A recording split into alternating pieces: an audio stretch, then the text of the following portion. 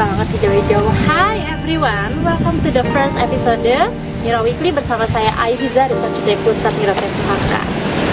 Nah teman-teman, kita udah tahu nih kalau COVID itu masuk Indonesia pada tahun 2020 yang mengancam kesehatan dan juga kehidupan jutaan masyarakat Indonesia.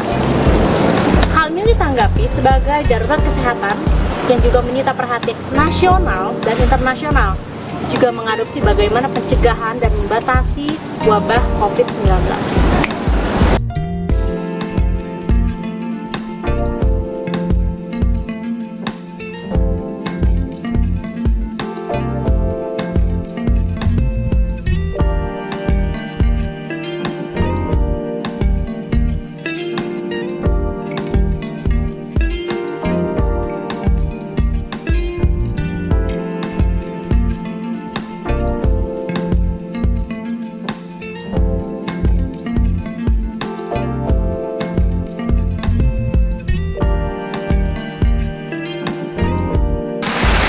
Sementara kegiatan di stop, kita melakukan WFH dan juga stay at home sebagai upaya pencegahan penyebaran COVID-19. Beberapa kasus seperti anxiety, frustasi, stres pun didapati dari hasil karantina. Tentu saja, beberapa kegiatan akan kita stop bertemu banyak orang. Well, we can stop being social, then quarantine will mess with someone else. Or maybe everyone else, kita nggak tahu, karena beberapa orang mungkin merasa terganggu dengan karantina ini.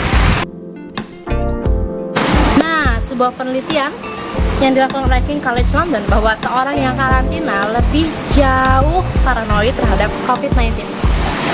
Rekan-rekan pernah ngeliat gak sih kalau misalnya ketika kita di bis, setelah after karantina beberapa waktu lalu ya, kita di bis terus ada orang batuk, akhirnya kita pelototin. Nah, itu sebagai dampaknya. Tapi ada yang lebih menarik lagi, ternyata gelombang otak kita pun juga bisa berubah pada saat karantina karena kurangnya asupan cahaya matahari. Well, kita kan gak kemana-mana, stay at home.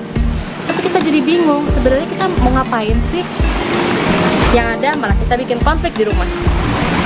Well, interpersonal itu sangatlah penting buat kita ketika kita karantina. Kenapa?